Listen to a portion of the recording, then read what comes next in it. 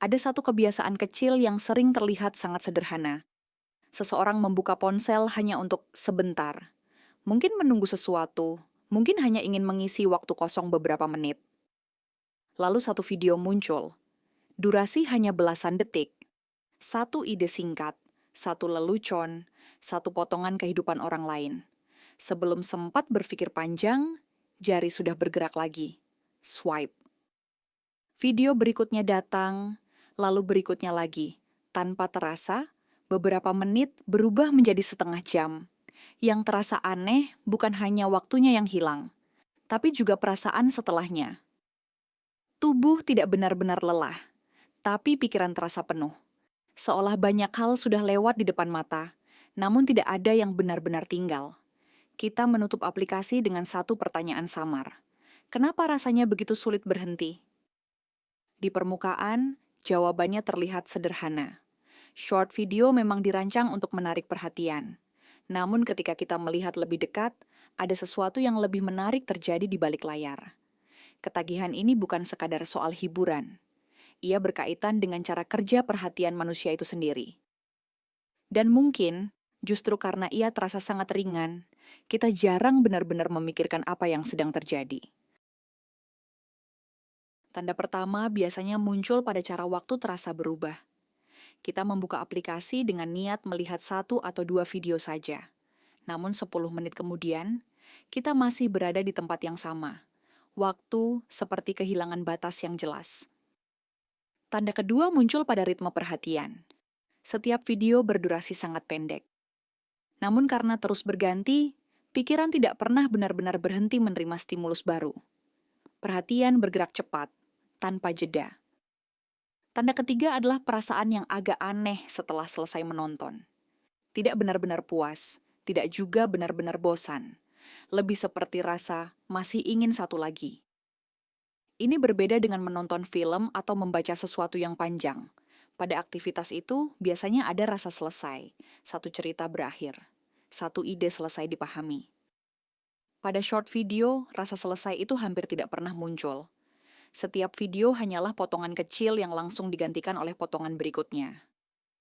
Tanda lain yang sering muncul adalah dorongan refleks. Ketika ada jeda kecil, menunggu, duduk sebentar, bahkan sebelum tidur, tangan secara otomatis membuka aplikasi. Seolah ada jalur kebiasaan yang sudah terbentuk. Semua gejala ini terlihat sederhana. Namun jika disusun bersama, mereka menunjukkan sesuatu yang menarik. Short video tidak hanya mempengaruhi apa yang kita tonton. Ia mempengaruhi bagaimana perhatian kita bergerak. Pertanyaan yang menarik sebenarnya bukan sekadar, kenapa short video menarik? Banyak hal bisa menarik perhatian manusia. Pertanyaan yang lebih dalam adalah, kenapa short video terasa begitu sulit dihentikan? Mengapa satu video terasa ringan, namun 100 video bisa lewat tanpa terasa? Mengapa format yang sangat pendek justru bisa membuat seseorang bertahan begitu lama? Jika kita melihat fenomena ini lebih dekat, kita mulai menyadari sesuatu. Ketagihan short video bukan hanya soal konten. Ia berkaitan dengan struktur pengalaman yang diciptakan oleh format tersebut. Dan struktur itu bekerja pada beberapa lapisan sekaligus. Ada yang terlihat di permukaan.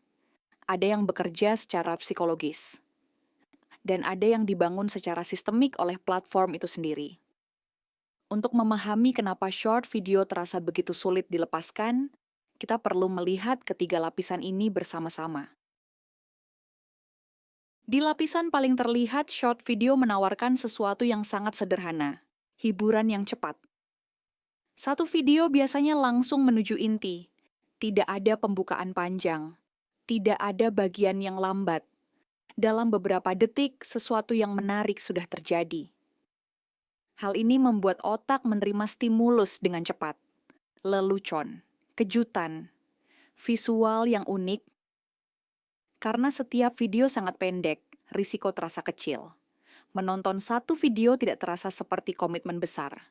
Namun justru karena itulah, sangat mudah menonton satu lagi. Dan satu lagi. Di lapisan berikutnya ada sesuatu yang lebih menarik terjadi. Short video menciptakan pola antisipasi yang terus berulang. Setiap swipe membawa kemungkinan baru. Video berikutnya bisa saja biasa saja, namun bisa juga sangat menarik. Ketidakpastian ini menciptakan rasa penasaran kecil. Pikiran mulai bertanya tanpa sadar. Mungkin yang berikutnya lebih bagus. Pola ini mirip dengan cara mesin slot bekerja. Bukan karena setiap hasil menyenangkan, tetapi karena hasil terbaik bisa muncul kapan saja.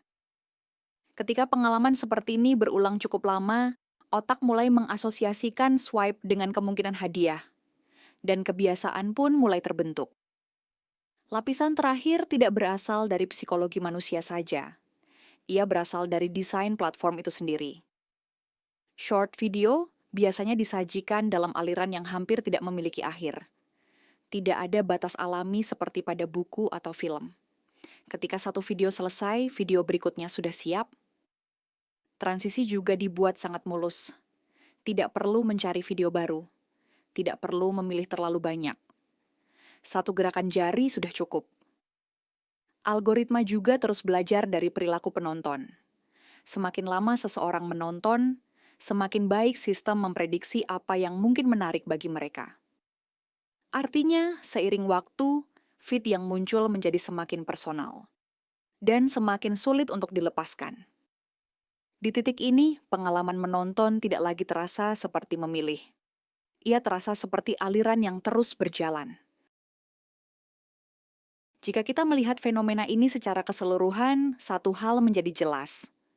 Short video bukan sekadar format konten. Ia adalah desain pengalaman perhatian. Format pendek membuat masuknya sangat mudah.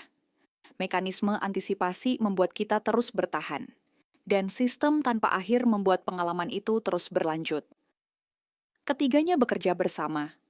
Tanpa terasa, kita berpindah dari menonton satu video menjadi berada di dalam aliran yang panjang.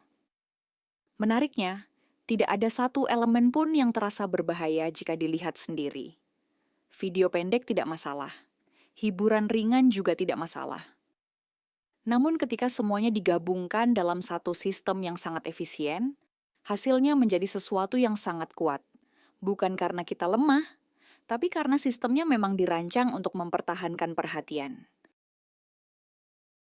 Mungkin cara paling sederhana memahami short video adalah dengan membayangkannya sebagai arus kecil.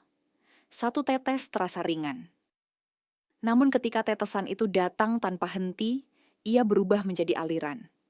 Dan aliran itu bisa membawa kita cukup jauh sebelum kita menyadarinya. Itulah mengapa banyak orang merasa waktu hilang setelah menonton short video.